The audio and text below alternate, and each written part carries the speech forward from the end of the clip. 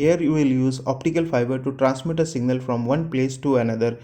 In our lab we have used 5 meter of optical fiber, but in practical we can use thousands of kilometer of optical fiber and transmit a signal from one place to another. First of all, we have used function generator to generate a signal. We have generate a high-low type of electrical signal, and now this electric signal will be fed to an LED, which will convert this electrical signal into light signal. And now this light signal will travel through the optical fiber from transmitter to detector. This is a photo detector. This detector will convert again the light signal into electrical signal, and we can see this electrical signal in CRO. So what we have sent at the transmitter, high-low type of signal, we can again receive the same signal at the receiver. Nowadays companies like Google send their signal from one country to another using optical fiber.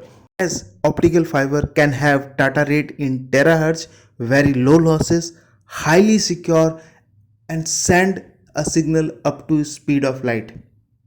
We will give 1 kilohertz of signal, which means that LED will be turned on and off 1000 times in a second. In our house, the light comes at a frequency of 50 hertz, but our eyes are not that much sensitive, so it cannot see the blink of light. The same happens here in LED. We see a continuous intensity of light. Now we will see the output in CRO. For this we have to set the time scale from seconds to milliseconds. We can see a little bit of disturbance here. To understand this more clearly, let's set the input frequency at 10 kHz. Now again setting the time scale, we can see a change in shape at output. This shape change occur at 10 kHz due to the limitation of photodiode. Let's understand this in more detail. As we are giving a rectangular pulse at the input, we should also obtain a rectangular pulse at the output if the width of the depletion is large and capacitance is small. But if the capacitance is large, then the RC time constant will also be large, and this large RC time constant will lead to slow convergence at the output. As in our experiment, the value of RC is fixed. So if we increase the frequency beyond 10 kHz, then there will be a distortion in the rise time and the falling time at the output. And this is the reason why we see a shape change at the output. Now let's move ahead and set the input as sine wave of 1 Hz. Now we can see at the output, for the positive half cycle we receive the same signal as input, but for the negative half cycle it is 0. That because LED is a diode which works in forward bias, and for the reverse bias it is turned off.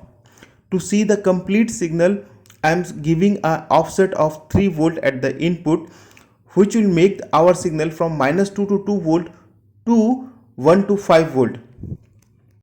So here we can see that the intensity of the LED is varying as a sine wave, and the same we can see at the output of the CRO, a full sine wave. Now lastly we will understand the connection of photodiode and end up our video.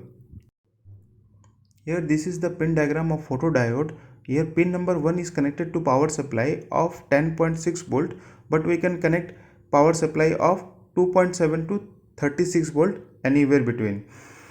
Pin 2 is not connected. Pin 3 is grounded. Pin 4 is connected to pin number 5, and also we take the output from pin number 5. Pin number 6 is not connected, pin number 7 is not connected, and pin number 8 is grounded. This lower row is completely of ground and the upper row is completely of voltage. Thank you very much for watching the complete video, and please like the video if you liked the video.